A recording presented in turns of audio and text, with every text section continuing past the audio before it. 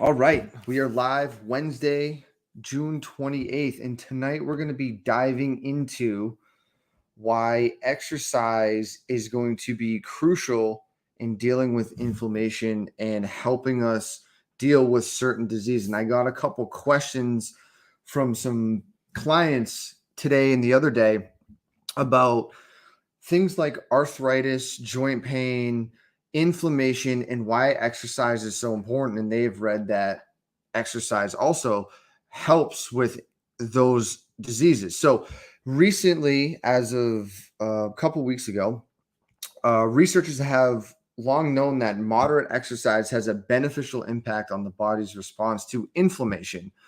But what was less understood is why. And now new research has been done in models that suggest that answers may lie in the production of macrophages, white blood cells responsible for killing infection, healing injury, and otherwise acting as first responders in the body.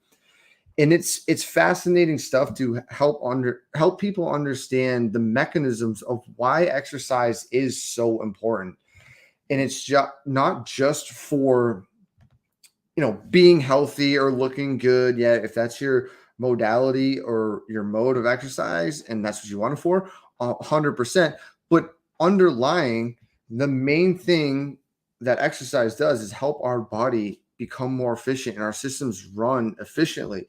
And when it comes to this new research that's coming out, it has shown that we produce a lot of beneficial things from putting stress on the body from exercise. And inflammation is a good thing and it is a bad thing. And it's a normal part of our immune response and our immune system.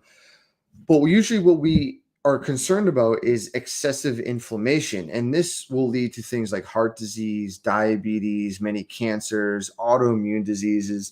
And usually we get inappropriate inflammatory responses from our diet, our lifestyle, our livelihoods. Many things can cause problems and lead us to these states of excess inflammation. And what it does is it causes us to drive into poor health behavior. And this was very much seen in the last couple of years with COVID.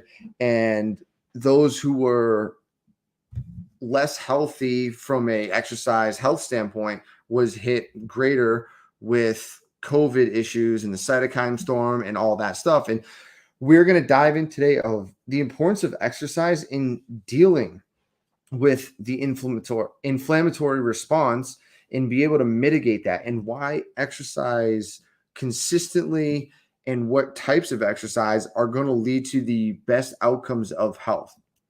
And the research is out of Cell Physiology.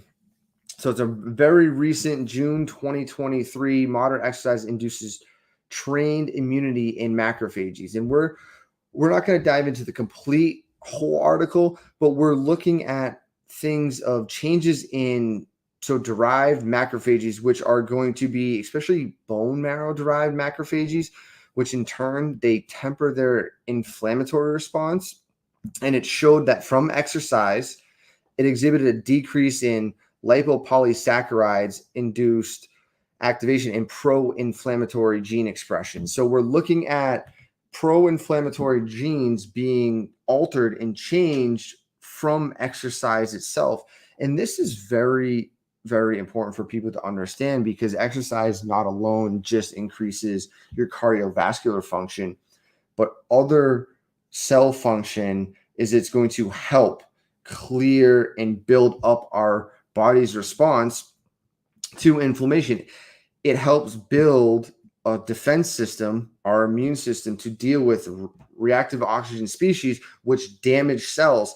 So our body actually creates its own antioxidant system within itself. We've heard these words come from foods, blueberries, spinach, antioxidant rich foods, drinks, whatever. But the best thing that we can do from a standpoint of if your diet's not the best is start with a solid exercise program. And it showed that around 6 to 8 weeks into the exercise program is where the changes really become apparent. And this is going to be helpful for many people who start their exercise journey and maybe only get 3 to 4 weeks and then start falling back off. So it really goes to show that you need a solid 6 to 8 week program, consistency of exercise to induce these changes that can almost be, and they're showing that in some of the research that it is going to be almost long term. Now, it doesn't mean it's going to be permanent, but it can be changes in long term immune function as we're driving the system to become healthier. This, along with proper nutrition, proper sleep, proper mental mindset, is going to allow our systems to function at a high capacity, especially our immune systems, to better deal with inflammation, diseases that might stand up, or sicknesses that might stand up that drive high levels of inflammation. And when people hear inflammation, they always think it's a bad thing. But in reality, it needs to happen in the system for the system to fight whatever is attacking or that is in the system. The body needs to clear.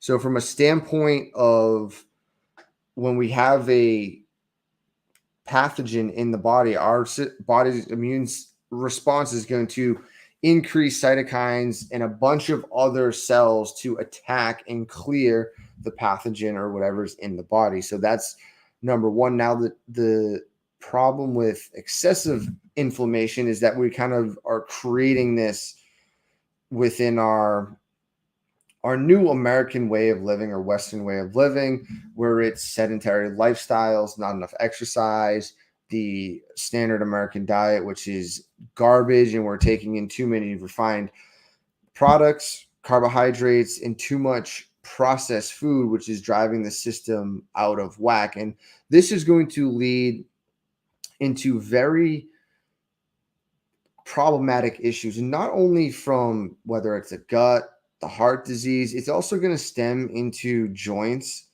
And this is where people have heard the word arthritis and itises all the time. And all this really means is the word itis is inflammation somewhere in the system. If you add arthritis to it, that means joint. Arthro is joint mechanics. You have swelling in the joints. And when we're working through exercise protocols or prescriptions or programs, we're going to help influence that inflammation at the joint level by going through certain movements. So the first big thing is to get on a solid exercise regimen program, and that's going to be a 6 to 8 week block minimum. There's no 4 weeks. It's got to be 6 to 8 weeks to see these increases in immune response to help you with whatever you're dealing with. If it's on a lower level, you're just optimizing health. If you're someone with diabetes, metabolic dysfunction, heart disease, this is stuff that needs to almost start immediately to help you get the most out of your health and your exercise, because there's not going to be a pill or a drug that's going to be really able to increase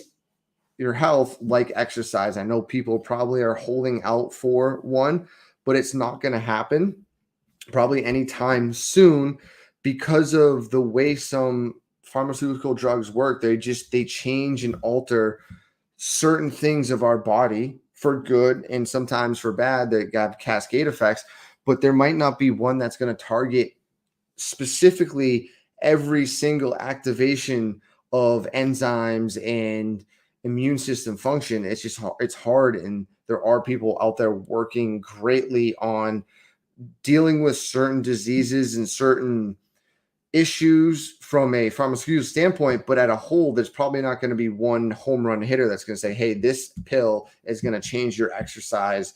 It's going to mimic exercise and be healthy for all. So number one is getting on an exercise program routine. Most of the time, we're going to recommend 3 days of resistance training to 2 days of cardiovascular work. Now, if you're someone who is more on the cardiovascular side of things that likes to do it, you can flip that. You can do 3 days of cardiovascular and 2 days of strength training. Now, this for most people is a base. This is just a kind of starting off program. If you want to do more, you are always welcome to do more. But to have that kind of balance of a cardiovascular conditioning day and a strength training day is where we really want to sit from a programming standpoint to optimize. And then the next part is going to be have that program built out for you for 6 to 8 weeks. And this is where a lot of people will start to fall short because those 6 to 8 weeks might become monotonous. They might become very repetitive if they're building their own program themselves and they keep doing the same thing over and over again. Or they go in and for 1 week they create their exercises, but the next week they don't know what to do because they don't remember the training program. They don't want to do the same thing. And then they start kind of falling into this habit of going there mindlessly doing things and kind of throwing exercises here and there, which is not going to be the best because we want consistency through the whole 6 to 8 week program and keeping the exercises almost the exact same, but just changing reps and sets and intensities here and there. That's really going to be the base of starting out to get these adaptations for the body to be healthier, to increase your macrophages and to decrease your inflammatory response. Now, on the side of arthritis, what the cool thing is arthritis is as we're going into anyone who's dealing with it or any sort of itis of a joint or tendonitis, tennis elbow, golfer's elbow, you name it, whatever the word is, the itis of inflammation is going to be there.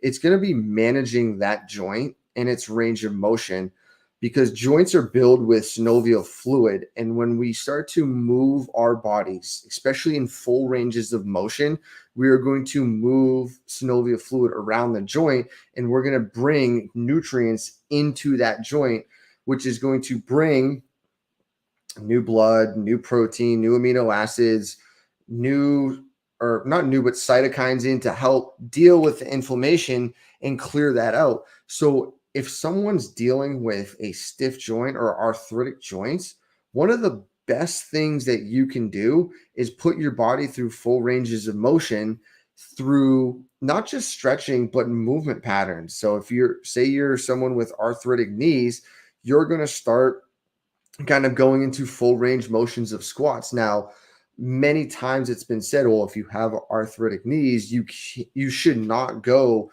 to long ranges of motion and perform certain exercises. Well, I think they really missed the boat on that one because putting joints through full ranges of motion is really going to enhance their fluid capacity to change fluid and to bring in new nutrients to help decrease that inflammation. And from a standpoint alone of just joint health, you don't have to have arthritis. You're going to enhance the health of the joints just alone by going through a full body kind of resistance program through any kind of modalities. And this will be using resistance and driving kind of change from the muscle standpoint and the joint standpoint. Body weight exercises are useful, but if you have the opportunity to load the system, loading it and kind of creating that muscle tension is going to be the way to go to driving optimal joint health, optimal inflammation managing.